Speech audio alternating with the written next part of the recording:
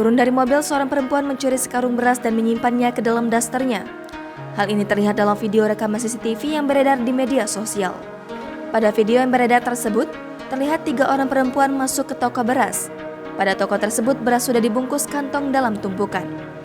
Pada video tersebut, terlihat 3 perempuan itu berkomplot untuk mencuri beras. Mulanya, mereka turun bertiga ke dalam toko beras tersebut. Kemudian, perempuan dengan pakaian serba hitam mendatangi penjaga toko untuk mengalihkan perhatian.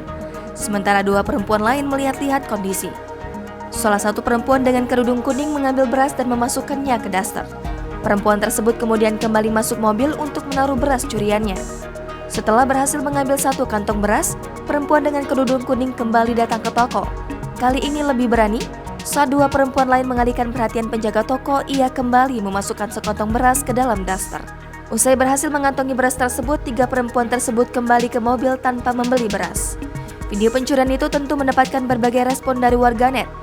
Menurut keterangan, aksi pencurian tersebut terjadi di Tandam Hilir, Deli Serdang, Sumatera Utara.